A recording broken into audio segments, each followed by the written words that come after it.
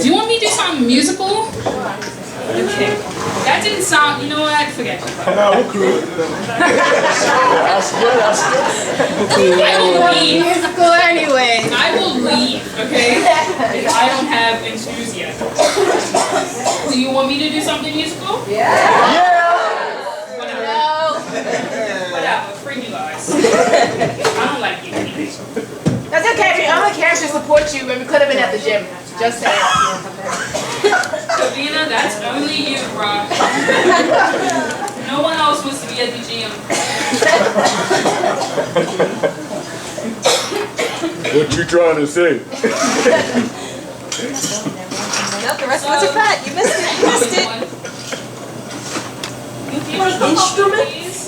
Someone come help me. I'm going to do another poem and someone try to get Press power. What's the problem?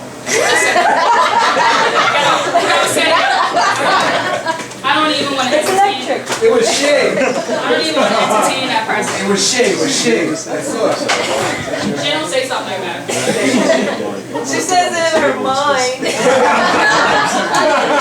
Yeah, right. Your children are acting up. I'm not really feeling. We're her favorites. What? No, I'm her favorite. Don't get it twisted. No, I'm saying. Yeah. Okay, so should I do a quick short poem since Jeeves up here ruining the cheat? We're probably gonna do it anyway. Let her figure it out herself, G. I want to stick my middle finger up so bad. My family's here. You're ready for it. My little sister's here. Like, it's not a good look. It's not a good look. I did it. In my mind, I did it. Okay? This is what this means. I'm gonna plug it in. Whatever. That shouldn't be my job. So, and it's here now. So I'm gonna do the music thing. Yay, Jeeves! Love you, hate you, love you. Alright. Word. Mute it, star. So, Mute. Mute the thing then. so I got my first degree in music. No, you'll make it. Don't be impressed. That's not My first. I don't know how I did it. Like, to be quite honest, I just bumbled through that entire thing. But I figured, and I had this whole entire life outside of Bermuda where I like do musical things. I actually have a band called Donna in Minnesota, and we've been performing for a minute. Well, first it was a band called The Mad Way Up. Anyway, point is that I have a musical life. It's famous. That I do.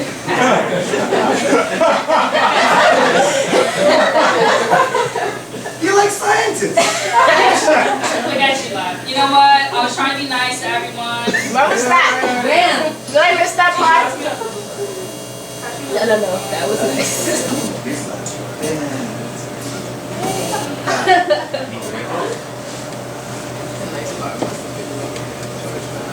And you guys want to call it up there. So this isn't my keyboard.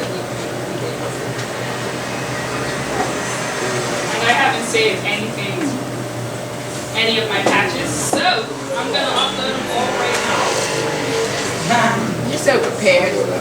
I am, but you know what? It's my Griot session. So it's whatevs. You all should just be okay with it. Okay.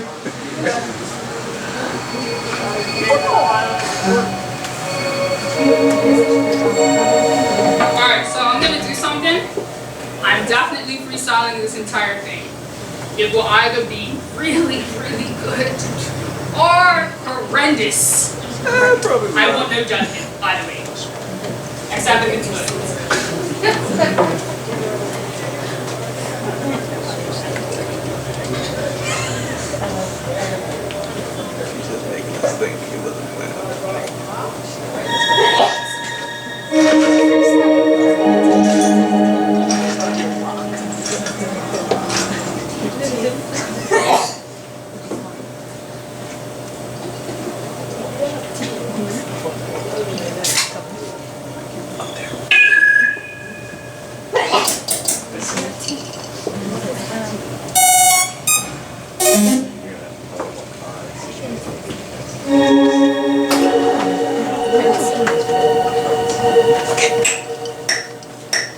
this up a little bit. You said lesbian. I said let's ease her up a little bit. I was talking to the peanut gallery, which includes me. No, we just had to go like give her 2 pieces and then go for it.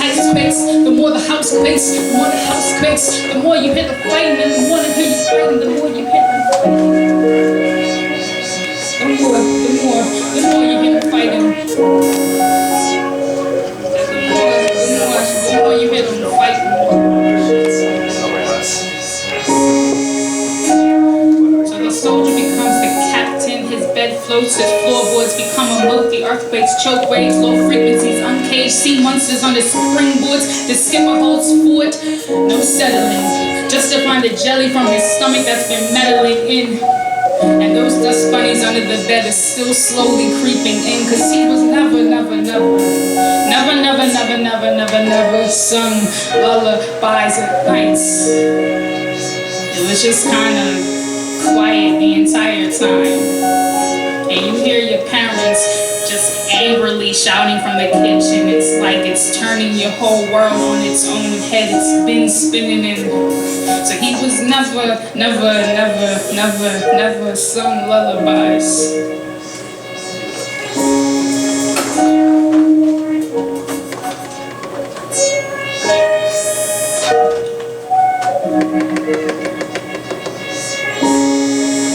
There's a lot of sanctuary in open eyes. The floorboard becomes a cry.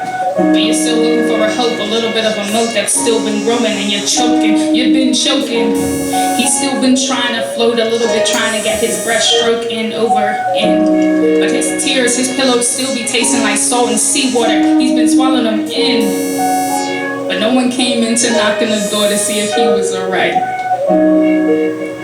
Cause it was just too much, too enticing of a fight. And you love it when your voice gets that extra high and you're winning, right? And you're winning, right? So it doesn't matter what's happening on the other side of the door. And he's still there. He's still battling the monsters under the bedroom floor. But he was never sung any lullabies. And he's still been there carrying his tears and his cries. He put them in a jar that he put by the night. He lights it every single night as his own nightlight. He's like, look, if sorrow can't get me anything, it'll get me a little bit of a light of the past. So I know that my kids, they'll hear damn lullabies every night. And they will hear my throat chortle and chuckle and stretch to fight.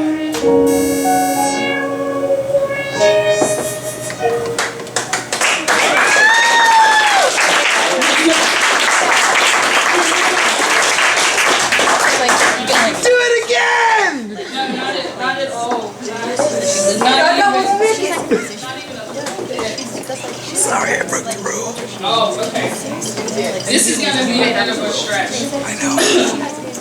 This is another one of the book poems. Yes, like more than the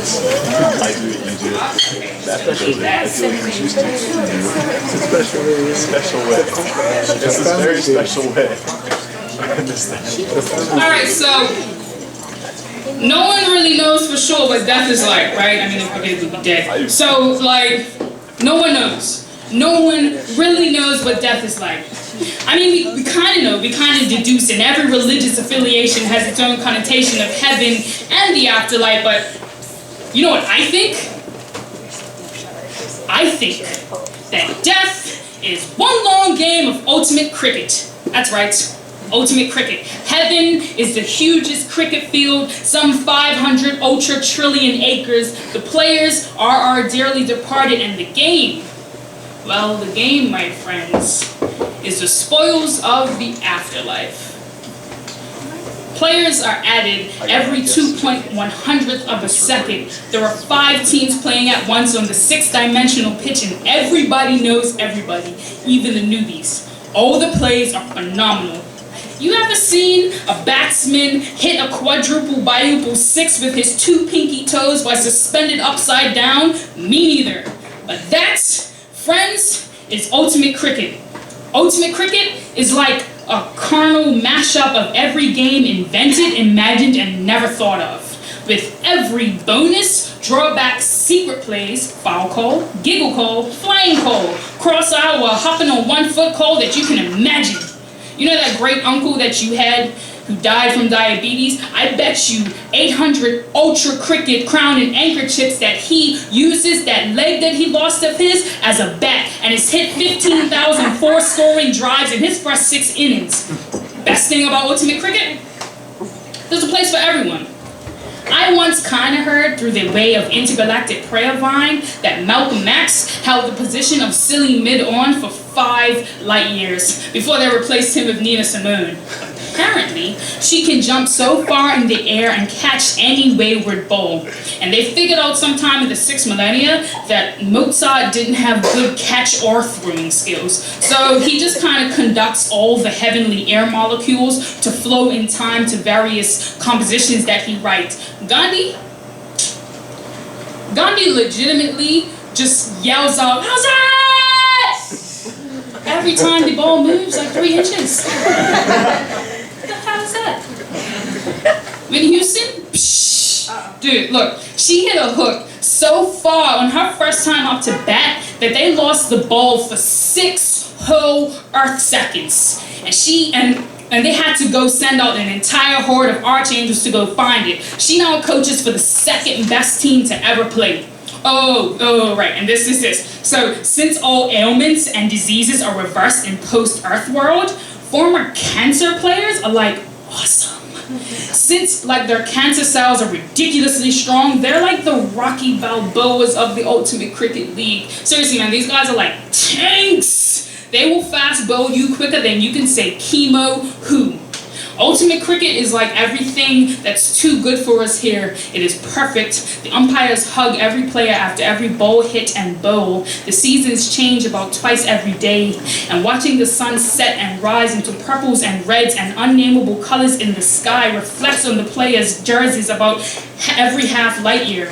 4 times a test match, bowling stars rain on the pitch, and all the players have to grab as many as they can before they disappear. This part of the game is called the glitter run, and it leaves the players with a dusting of shimmery glow for the next 1,000 years. Whoever has the most stars can each bowl the opponent's team out for 3 overs. Ultimate cricket is amazing. It's fun, and it's funny, and everyone is too busy having the time of their afterlives to really realize what's happening. You're just being dead. You're just being gone and drifting from earthly existence. This, you imagine, it has to be real. I imagine this has to be real because something happens. When you lose someone you love, there's this one distinct moment where you realize that person is never coming back. This happened to me about midway into casket lowering, funeral done, burying almost done, and all I could think about was the fact that everything I knew to be my mother was either in a cedar box or in my fucked up head, and that was not enough to place her into all the love that she was. So my mother, my mom is playing ultimate cricket. She dives for catches while wearing her St. George's Forever button planted on her whites. She lassos planets at half times, and when she bats, watch out, because it'll go past the pitch, straight dive to infinity, past Whitney's record-breaking smash spot to the 7th heaven, smashing through clouds, splitting through suns, while the crowd yells from the stand 6, 6, 6.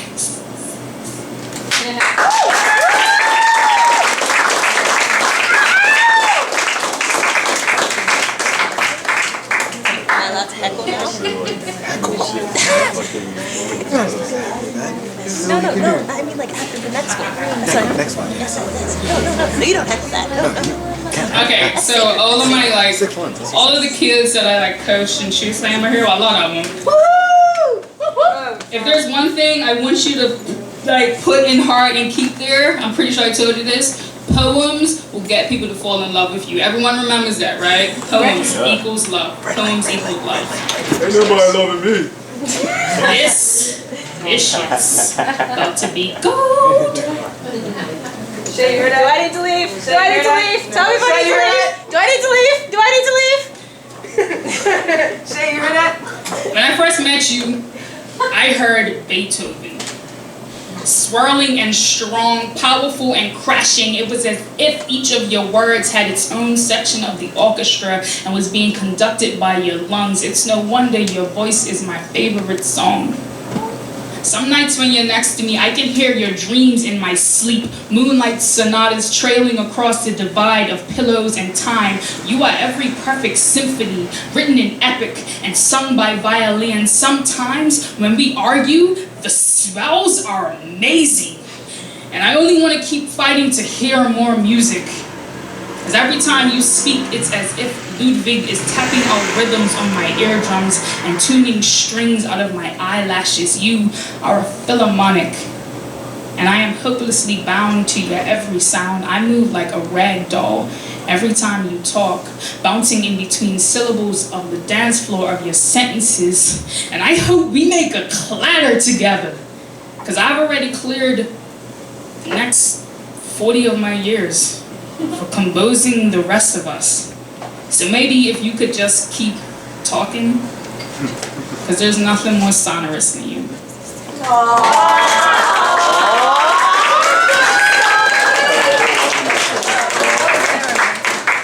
That's why someone loves me.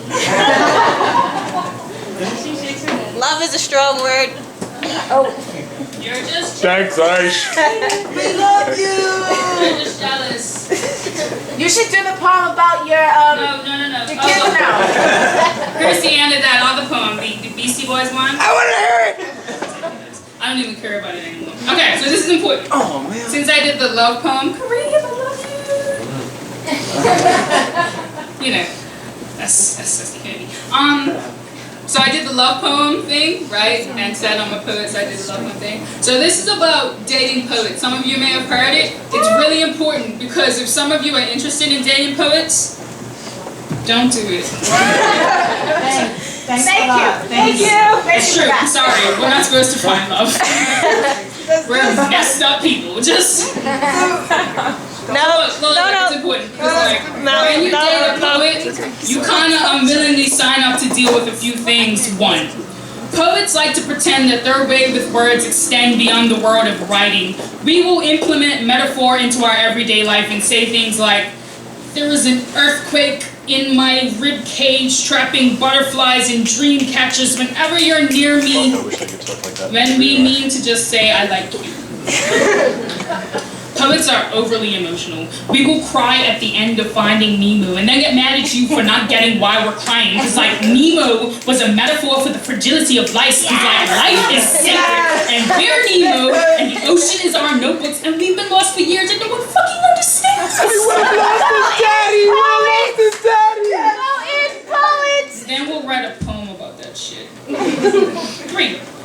Poets Poets will make everything a big thing.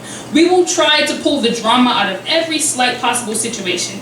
By chance, if you happen to miss one of their 1,356 spot at an open mic where they spit some new unearthed poem that you've never heard before because they've been writing it in secret for the past 3 weeks and they're sensitive about their shit, so they didn't show you any of it, but just happened to do it at this open mic just this one time because something in the room backing them at that moment, and it was right, and you missed it, and it had a line in it that was semi-inspired by this one off-the-cuff remark that you made this one time while glancing at an old record in the shelf in a store. So this poem was semi-inspired by you, it was transformative, and you missed it!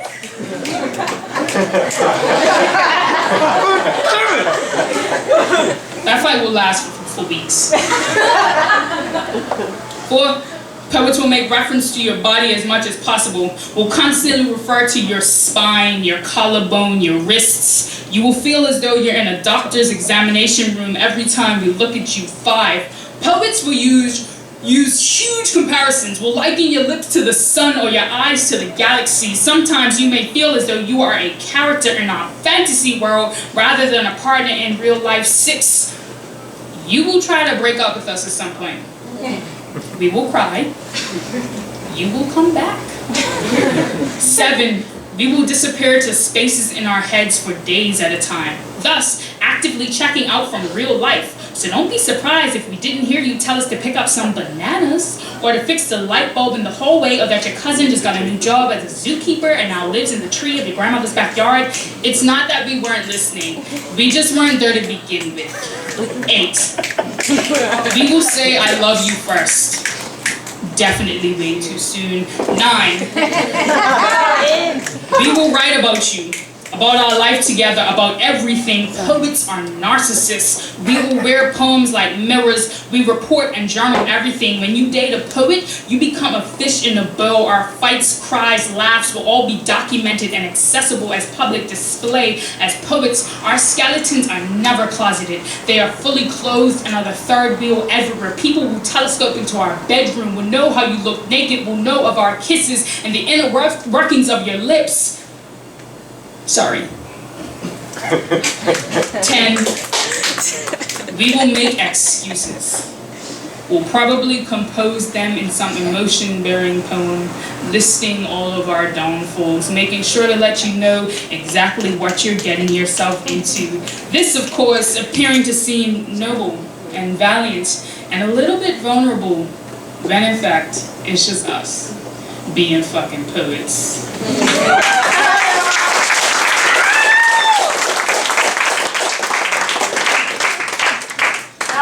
Single forever, thanks. I can't fix that. You just reality of life. Okay, real quick. So I really do love Beethoven a lot. He's tattooed on my arm there. I think he's the greatest. No. He was the greatest composer ever. Dude went deaf, still wrote the Ninth Symphony and a bunch of other shit. Google it. So this is a letter that I wrote to Beethoven. It's really short. Ludwig, they'll never know the effects of a shipwreck. The swashbuckling wandering on untamed islands, orchestrating the scream of a devil's isle into a grace note. Fallen from hell to high waters, filling cochlears, churning seas to symphonies.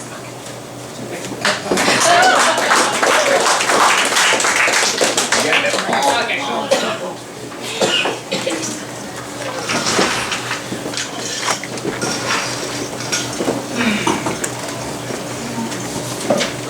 Alright, so this is another sideways poem. So I want to stress to you how much this kid means to me, legitimately. I refer to him like he's a real person. It's scary. This will happen to you if you write long enough. Only unreal people become real. But this is a big inspiration for me writing him, since he's such a daydreamer, was Calvin and Hobbes. Anyone read Calvin and Hobbes? Yes. That's some serious political commentary. Get up on your Calvin and Hobbes. It's the bomb diggity. But a couple years back, I wrote this poem called Hobbes, and it was about, I used my nephew as the metaphor, and it was pretty much about just daydreaming and believing in stuff that isn't real as real, because Hobbes isn't a real thing to everyone else, but his real is crap to Calvin. I left that poem in Minnesota, so I wrote this instead. It's called Sideways Meets Calvin in a Daydream.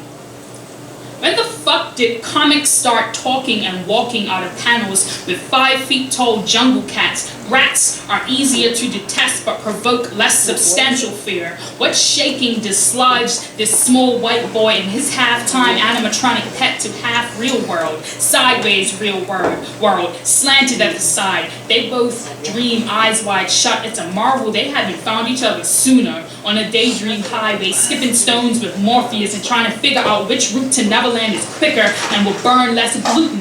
Sideways, mirror image of cartoon Calvin, can't understand why they move like twins. Could never look more different, but be damned if they ain't one and the same. How much safer is it to escape in brain and see things when no one else sees things? Hear Hobbes raw and feel your ears ring. Hobbes, the eternal proof of living color that everyone else sees as shades of gray. What a shapeshifter. What a mind, Calvin. What telekinesis can put organs to stuffing whenever your mother comes on door knocking and you two are already halfway to the moon. Built spaceship with ripped cardboard and day-old breadsticks.